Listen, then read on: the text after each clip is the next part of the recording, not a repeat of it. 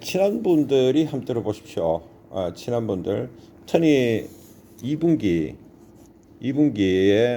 그 4월, 5월, 6월에 대한 뷰를 한번 해볼락 해. 4월 달에 지나가지 않았냐고. 그렇지, 지나갔지. 친한 분들만 들어요. 터니 개인적인 사견을 말씀드리는 거니까 굳이 뭐 시잘데기 없는 소리를 할 사람들은 듣지 마십시오. 듣지 마라 하는데 굳이 들어가 주식으로 돈 벌 시간도 없는데 이거 방송에 대해서 콩나라 배나라 하는 그런 시간 소모를 하는 사람들의 정신 상태는 뭔지 궁금하다. 그래서 웬만하면 듣지 마라. 친한 분들만 한번 들어보시라. 2분기 4, 5, 6월에 대한 턴의 뷰는 아주 간단하다. 돈 벌기가 아주 쉽다. 돈 벌기가 아주 쉬운 장일 수도 있다. 이래 지금 생각을 하거든. 쉬운 장일 가능성이 높다. 그래 생각을 하거든. 4월 달에 대한 4월 달에도 이미 증명이 됐거든. 돈 벌기 굉장히 쉬워. 그런데 골치는 굉장히 아플 거다. 머리 아프다 이 말이다. 머리 아픈데 그렇지만 돈 벌기가 쉽다. 이런 거로 한번 이야기를 해볼락 해. 먼저 골치가 아픈 이야기를 먼저 하면 이슈들이 너무 많아. 내일 무슨 일이 일어날지를 아무도 모르고 있는 그런 상황이죠. 여기에 트럼프가 일단 한 칼을 그리고 있죠. 관세라는 이 카드를 꺼내갖고 생찌랄병을 하고 있는 상황입니다. 생찌랄병이죠. 이 영감께서 어디로 튈지를 아무도 모르지. 그래서 터는 신경 의한다 하다 안 쓴다. 뭐 예측도 안 한다. 그런 거 하고 싶지도 안 하다. 예측할 가치도 없을 뿐더러 예측하는 거 foretell 하는 거는 forecast 하는 거는 impossible 불가능하기 때문에 예측 못하는 건 예측 못하는 대로 놔둬야 되겠죠. 그리고 본인이 알아서 뭘 해야 되겠죠. 여담으로 트럼프는 독재자인 것 같아. 독재자. 김정은과 푸틴과 시진핑에게 아이디어를 얻는 독재자인 것 같아. 그래서 히틀러와 별 차이가 없다. 왜 그렇게 생각하면 민주주의의 기본이 법치주의고 상권분리고 자유주의인데 그걸 다 깨보고 있거든. 특히 상권분립도 우리나라도 깨고 있지만 트럼프는 현직 판사를 체포해버리더라고. 미국 참 희한하네, 그죠? 현직 판사가 자기 마음에 안 들었겠지. 그래서 현직 판사를 체포하더라. 그 민주주의가 아니죠. 데모크라시는 아닌 그런 상황에 들어가는 것 같아. 그래서 독재자가 하는 거는 지 맘대로 해야 돼. 아시겠죠? 원래 옛날 같으면 이런 독재자가 출연하면 전쟁이 일어나거든. 전쟁. 총으로 쏘고 막 그런단 말이야. 핵폭탄 그리고 핵폭탄이 있으니 전쟁을 뭐 하는 것 같은데 뭐 관세도 거의 전쟁 수준에서 하고 있는 것 같아. 그래서 이 부분은 예측 불능이다 하는 거. 갈 때까지 가야 되겠지. 지구가 멸망할 때 가든지 그건 알 수 없지. 근데 트럼프도 뭐 곧 뒤질 수도 있겠죠. 나이가 많으니 모르지. 그 다음에 골치 아픈 이야기를 또 하나 하면 이제 이슈가 우리나라 지금 대선이 되죠. 대선 이슈로 인해 갖고 이게 또 어디로 갈지를 아무도 몰라. 그러니까 우리나라는 지금 이중적인 상황이 벌어져가 있는 거라 트럼프의 관세 발로 인한 미국발 충격도 있지만 이 관세가 우리나라에 직접적인 영향을 미치죠.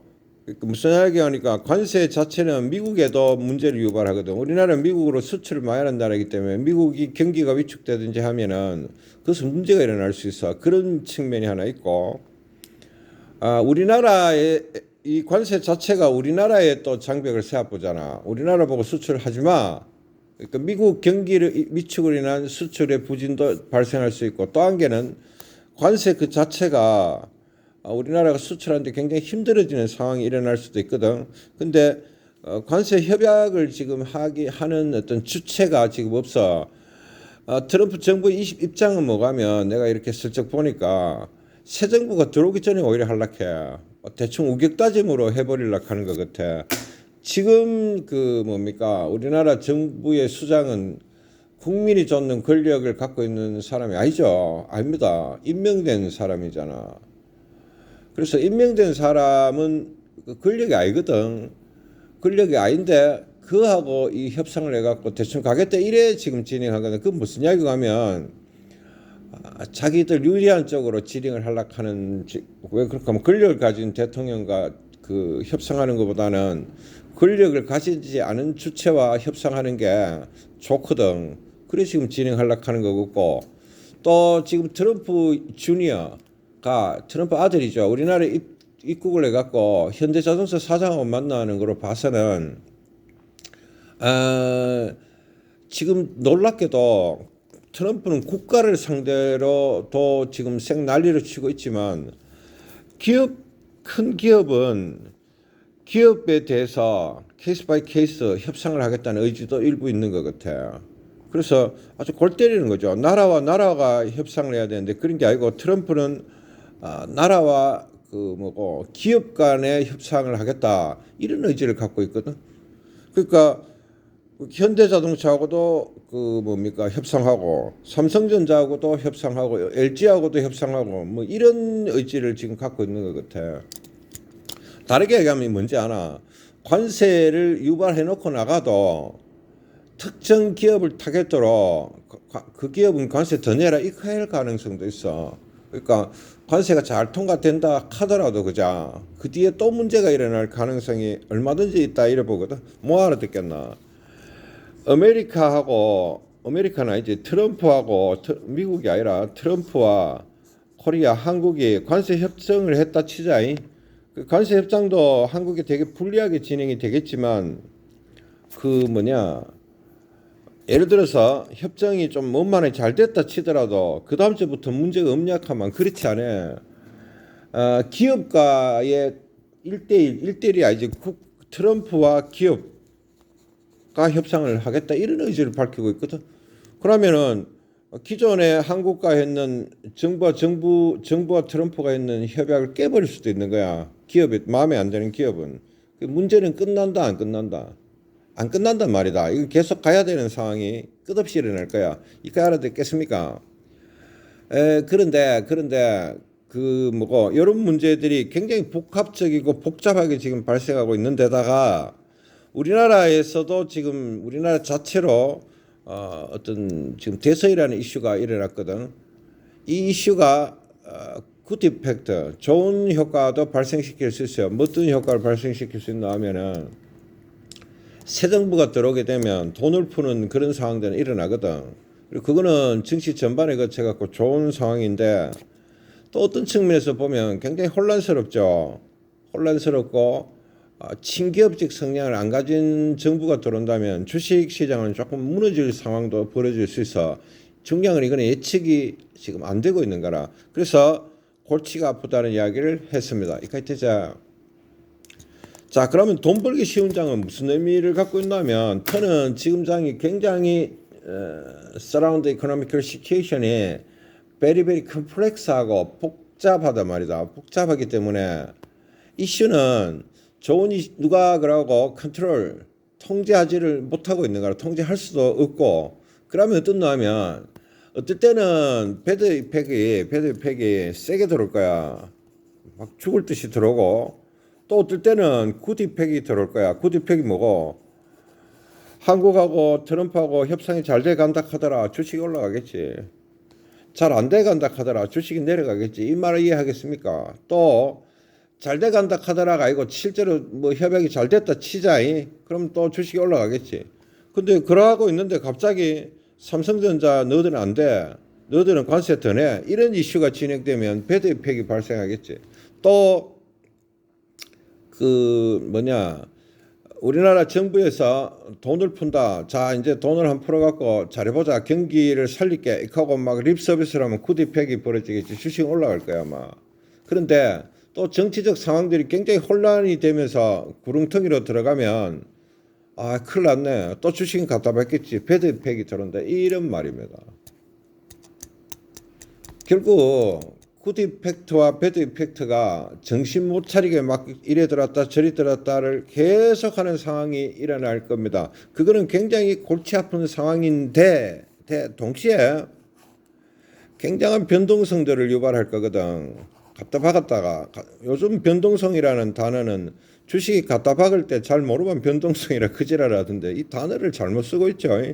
예, 올라갔다 내려갔다 하는 상황들이 고점이 되면 고점대가 막 박살나는 상황이 일어날 수도 있고, 고점 됐는데 더 올라가는 상황이 일어날 수도 있고, 저점이 됐는데 박살날 수 있는 상황도 있고, 뭐 별의별 상황들이 막 일어날 겁니다. 굉장히 골치 아픈 상황인데, 요거를 약간만 다르게 생각을 하면, 이럴 때 대응들을 굉장히 잘한다면 돈을 진짜 많이 벌 수 있을 거야. 이 박았다가 올라갔다 박았다가 올라갔다 이런 장들이 그 뭐고 그렇게 자주 안 나오거든.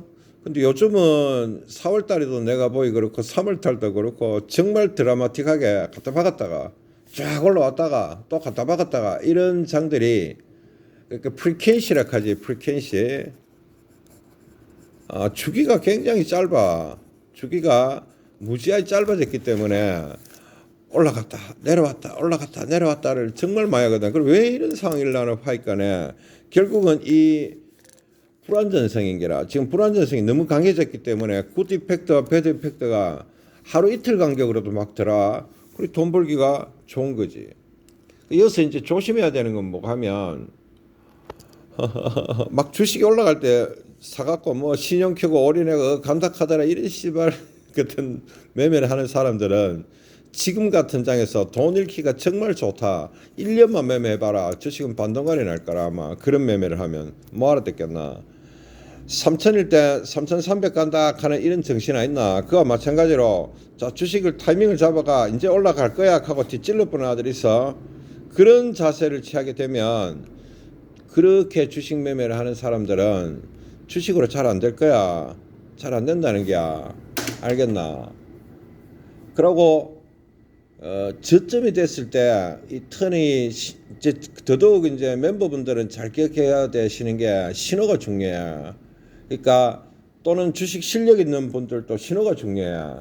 저점이라는 신호가 들어야만이 그 뭐고 매수를 하는 게 맞고, 고점이라는 신호들이 들어올 때는 더 간다가 아니고 일부 분할 매도하는 게 맞다 이래 보이고. 그러니까네 여러분들 멤버분들은 좋지. 선이 신호를 다 주잖아. 됩니까?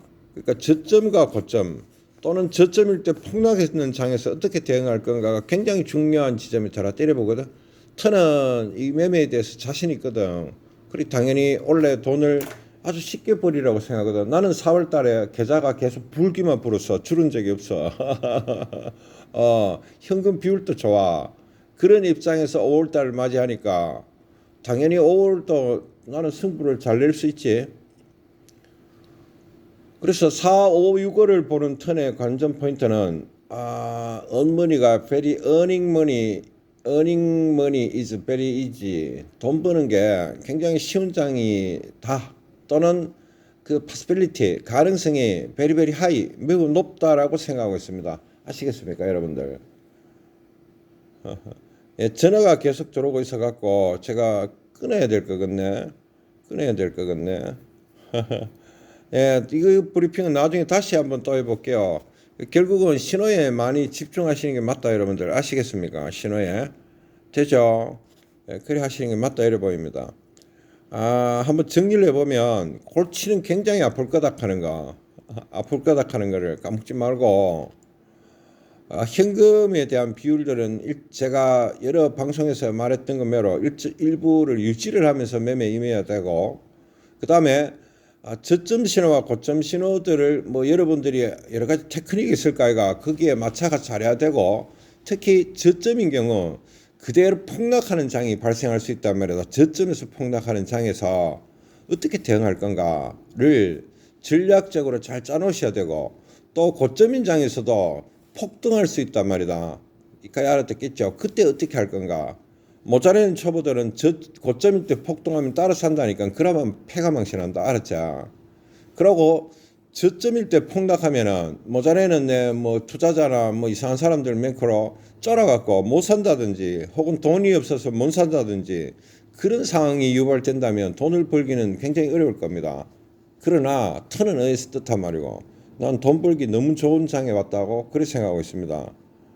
뭐 대선 이슈로 복잡해지든지 트럼프 이슈를 가지고 복잡해지든지 간에 돈 벌기 너무 쉬운 장이라고 말씀을 드리고, 특히 대구의 주식 S멤버 분들이나 특히 대구의 주식 배우러는 그 학생분들은 본인들이 지금 배우고 있는 그 기법들, 또는 제가 주식 강연의 1차, 2차, 3차에서 말씀드렸던 그 기법들에 대해서 어베이 복종하시라. 무슨 말이고 하니까 그 길을 잘 따라가야 돼. 네 맘대로 하면 망하는 수가 있대. 그런 장이라 이래 보면 돼. 왜 그러면 네 맘대로 해갖고는 안 된다 이 말이다. 지금 그 뭐고 이전까지 터에게 배웠던 그 여러 가지 방식들에 준해가 해도 주식으로 이기기가 굉장히 힘든 장에 들어왔는 거가 분명해. 골치 아프다 이거지. 그런데 하물며 네 맘대로 해가 되겠습니까? 안 된다는 걸 명심하시고 더욱더 신중하게 하시고 더욱더 겸하게 주식장에 임하시는 게 좋다. 이런 말씀을 드릴게요. 예, 전화가 계속 들어오는 관계로 방송을 여기까지 하겠습니다. 잘 모르겠는 사람 앞에서부터 다시 봐. 끝.